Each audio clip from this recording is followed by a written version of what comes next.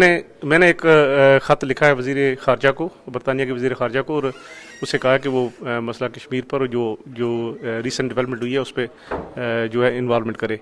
हमने एक जॉइंट ख़त भी वज़ीर आज़म को लिखा है जिसमें दूसरे एमपीज़ भी शामिल हैं, और हमने वज़ीर आज़म से भी इंटरवेंशन की का मुतालबा किया है। रीसेस के बाद अभी छुट्टियाँ हैं, छुट्टियों के बाद इंशाल्लाह हम कोशिश करेंगे कि पार्लियामेंट के अंदर एक अर्जेंट डिबेट हो और उसमें सब एमपीज़ को इन्वाइट करेंगे कि वो मसला कश्मीर पर अपने अपने ख्यालात का इज़हार करें।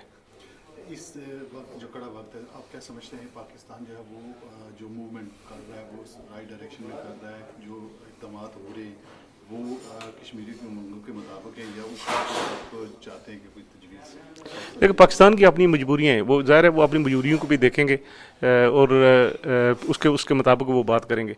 देखें, हिंदुस्तान ने अगर लद्दाख को अपना हिस्सा बनाया तो पाकिस्तान भी तो गिलगित और बल्तिस्तान को बनाया, तो उनको भी इंडिया को एक जवाब मिला है इस बात का। लेकिन पाकिस्तान के बगैर कश्मीरी मेरा नहीं ख्याल कि ये जो जंग है ये जीत सकते हैं। पाकिस्तान की बहुत ज़्यादा ज़रूरत है। अगर यूनाइटेड नेशन में या किसी और इंटरनेशनल फोरम में मसले को उठाना है तो वो एक रिकगनाइज गवर्नमेंट ही उठा सकती है, तो वो पाकिस्तान की गवर्नमेंट ये कर सकती है। क्या तरीका समझते हैं इस पूरे सिनेरियो से निपटने?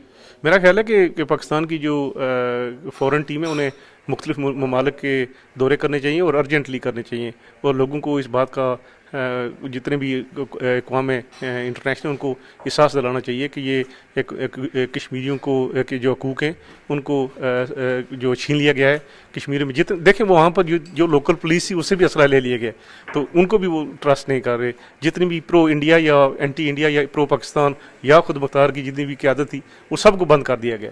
तो कश्मीर तकरीबन सब कश्मीरियों को बंद किया गया है। वो उन्होंने नहीं देखा कि कौन प्रो इंडिया और प्रो नहीं है। मोदी की गवर्नमेंट ने, मेरा ख्याल है कि कश्मीर पर जो इंडिया का मौक़िफ़ था उसको बहुत कमज़ोर कर दिया।